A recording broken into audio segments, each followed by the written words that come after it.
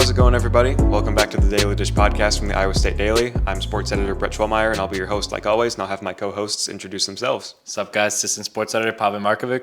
What's up? Sports reporter Caden Storm. Still on location here in Milwaukee. We just got back from Iowa State's round of 64 win over Lipscomb, 82-55, a dominant, really end to the first half, a dominant second half, and I felt like a lot of that today was really the hometown hero in this one. Milan Momcilovic really went off in the first half.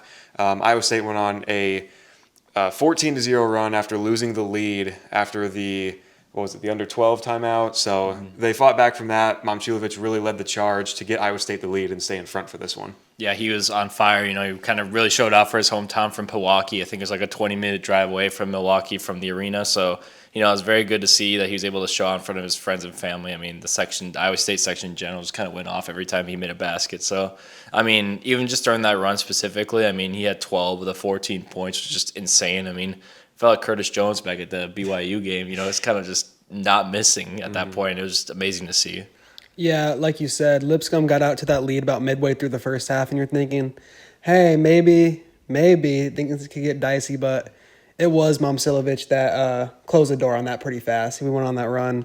I think 12-0 run right when they took the lead. I think 10 of it was from Milan, so he slammed the door shut on any sort of upset opportunity Lipscomb had. Right, and his first half was really the main talking point of this game, really. 20 points overall in this game. 17 came in the first half. Overall, Momcilovic shot 8 for 14 from the field, 4 for 8 from 3.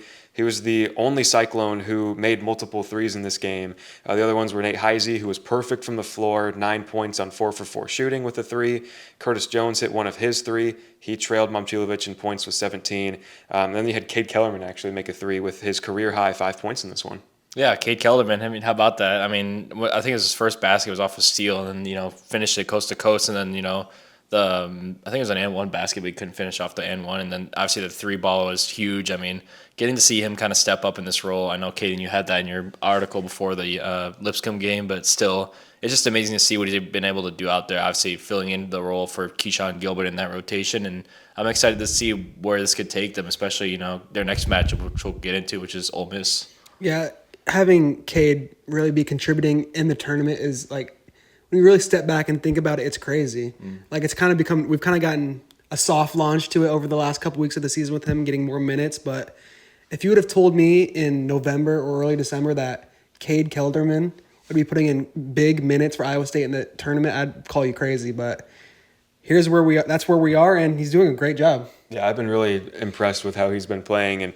And, we've said it before. I feel like I wanted to see more out of him, more out of Demarion Watson early in the season, like in November and December. And it's kind of proving that all the work that he's done behind the scenes in the gym and just being with the guys, it's paying off now in these bigger moments. Yeah, absolutely. Yeah, well, he also had 3 steals, 3 assists, which were also career highs for him in this one as well. He did get up there in the foul count, but that's neither here nor there. But, yeah. Setting career highs in literally every stat. Exactly. Basically, except the rebounds, but she had 0. But yeah, another time then. Yeah, absolutely.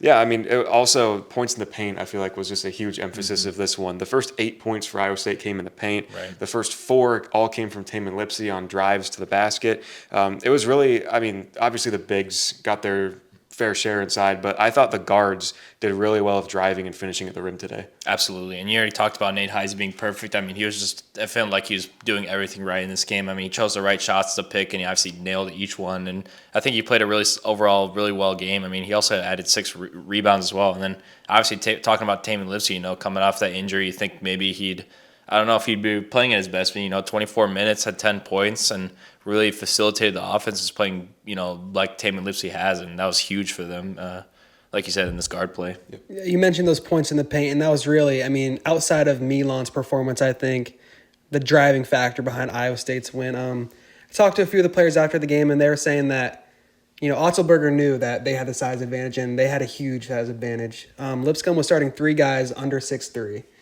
And, you could just tell from the opening tip that, they were driving it to the paint and over and over and over and over. Season high, 50 points in the paint to Lipscomb's just 20, I believe. Mm-hmm. And, it was just pure domination. Lipscomb couldn't find any answers, couldn't get – even on their side, on offense, they couldn't even get into the paint either. Over half the shots they took were from 3. just the paint was not their friend in this one. Right, and that kind of showed early in this contest too, of that they just could not drive it down low. Iowa State had a couple blocks, and when that kind of happened, it felt like in those early moments of the game that Iowa State was really controlling it on how they wanted to play. Lipscomb had the pace they wanted, but they just weren't able to convert. That's when they had to go to three. They made the first few, but then when Iowa State calls that timeout, gets everything settled, that's when Momcilovic takes over, and Iowa State just kind of rolls from there. Absolutely. Basically, like you said, it just rolled on and, got a big win. Yeah, and in front of a big crowd too. Like we knew that Cyclone Nation was probably going to travel for this one, and they did. And I feel like a lot of that was maybe just to support Momcilovic, the hometown guy. So awesome to see. Oh, yeah, definitely. And I feel like another stat in this game, just real quick, not talking about it, points off turnovers. I know you said that Iowa State thrives off it. Even we talked about it beforehand that Lipscomb isn't really a team that really turns the ball over a lot. And we saw they forced 17 turnovers on them, which turned into 23 points off those turnovers. So, like they said, this was the bread and butter of Iowa State's game and, kind of went to fruition. Yeah, I feel like that was a big part of it. The rebounding was really solid too. Iowa State out-rebounds Lipscomb by 10. Or 10 on the defensive side, out-rebounds them by 2 on offense. So that was good, too, of getting those second-chance opportunities and just cleaning up on the glass today. I thought that was a really important aspect to their win as well. Yeah, you could just, Iowa State is just on a different level physically with them. Mm-hmm. That's not going to come back to bite you much if you're Lipscomb in the ASUN, but we saw it when they played Kentucky and Arkansas. They just don't have the bodies quite yet to hang with these power conference opponents. Right. This really felt like an early season game to me. It did. It felt like Mississippi Valley State. Right. Yeah, Iowa State contended, Lipscomb was there for the first few minutes, but then Iowa State kind of said, all right, we let you have your time. We let you have kind of your moment. Now let's lock in. Let's win this game. And post-game, I asked Cade Kelderman, I was like, did this kind of feel like the best 40 minutes that you guys played? And I know that that's something that TJ has harped on, of best 40 minutes and everything like that. And he said that it felt really close. And I think that he was pretty happy that he was a big contributor in this. Absolutely. And I don't want to give credit to the Lipscomb crowd, too. I feel like their own section kind of like really brought the noise a little bit. They were strong. Oh, yeah. Especially when they took that small lead, going to the media timeout. That made me a little worried that, they're starting to catch fire. But obviously things really evened out. But, I think, just things went well. Yeah. So now Iowa State gets ready for its game on Sunday, the round of 32, going to take on Ole Miss, who survived a comeback from North Carolina. Ole Miss led in this game by as much as like 18, 20 points almost, and they hang on for a 7-point win over Chris Beard's Ole Miss Rebels. Yeah, and it really looks like Ole Miss's strong point here is forcing North Carolina to not really shoot the three ball. They finished 5 for 24, and it felt like, just watching that game, North Carolina also just took some really bad shots, I feel like, but at the same time, I felt like Ole Miss's defense was playing pretty good, and I know it got a little closer at the end, but I felt like, Ole Miss was just overall the better team, and it showed when they took them down. Yeah, it looked like Ole Miss started to tighten up a little bit. Like, you could feel it. Like, they were up by 20 pretty much the whole game, it felt like. And then, once UNC started climbing back, they started kind of falling apart. But then they locked back in when it got to within 2, I think. And it seemed like they were getting every offensive rebound at the end. Every loose ball was going their way. And they did what they did in the end to secure the victory over a talented but underwhelming North Carolina team, I'd say. Yeah. One that definitely I thought coming into this tournament was probably going to be overlooked, and they were for probably good reason, going just 1-12 and quad one games. But they proved their worth. They did get down in this hole today, but I feel like if that hadn't happened, if they contended a little more, maybe the Tar Heels would have had something in the end. But ultimately, it was the Ole Miss Rebels taking this one. Right, and even then, I made me interested to thought like Ole Miss even had more turnovers than North Carolina. They had 14 compared to North Carolina's 9, so it made me really question. Like, I'm surprised that they still somehow pulled it out. Just North Carolina couldn't find the pieces at the end to put it together, and obviously, Ole Miss was kind of led by Sean Padula, the Ole Miss guard. He's been leading them all season, leads them in scoring 14.9 points. I think he had 20 points in this past game. Yep. So, it's going to be an interesting matchup to see, especially with Taman Lipsey, if he can, really stick on this guy, because it seemed like he was obviously the difference maker in this game.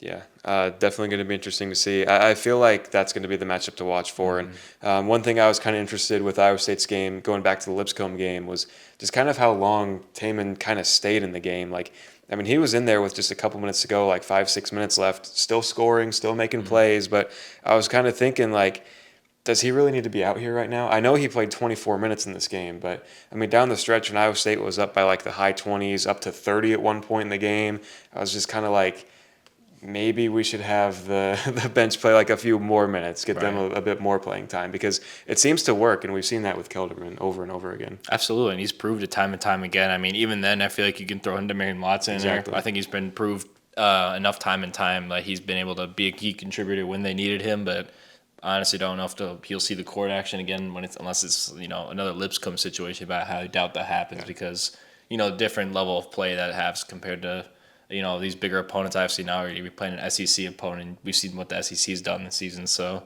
but yeah, I mean it's going to be really I think it's going to be dependent on guard play again if they can beat Ole Miss. Yeah, exactly. Yeah, and you said that about Taman Lipsey playing kind of deep into the Lipscomb game, which I agree was like why kind of like. Feels unnecessary, but maybe it's a good thing. Maybe that's just a sign that he's healthy and he's good to go. But he was kind of like, I think, icing up that groin a little bit after the game or warming it, whatever he was doing. I don't know. He was doing something with it. And so I think he's probably fine, I would say.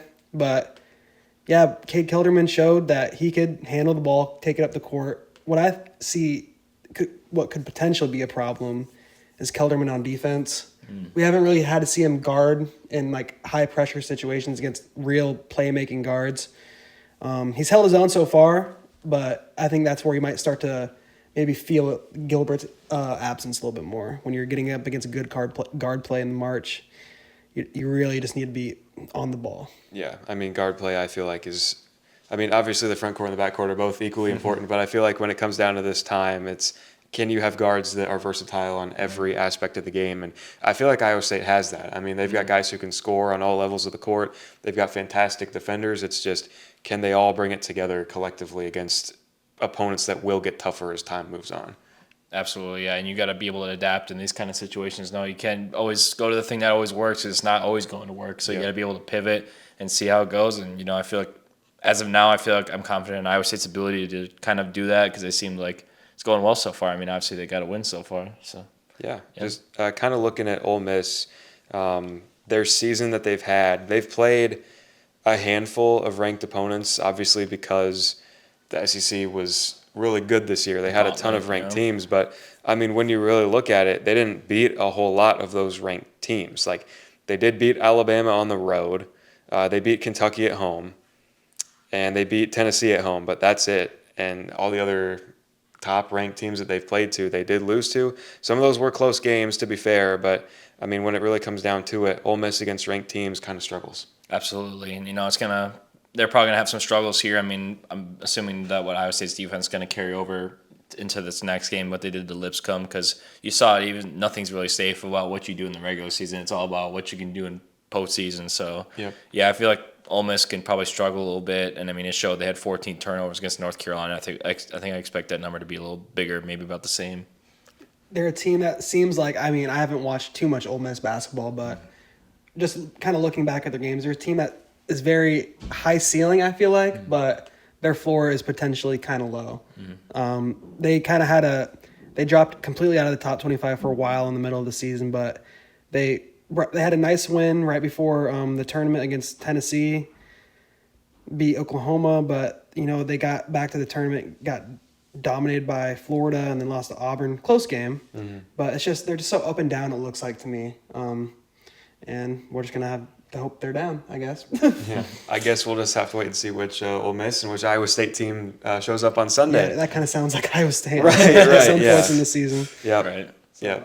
Well, I guess we'll have to look forward to it on Sunday. We'll see you guys after that game. We'll have more podcasts, articles, TikToks, everything like that. So keep an eye out for those. We'll see you next time. Thanks for watching.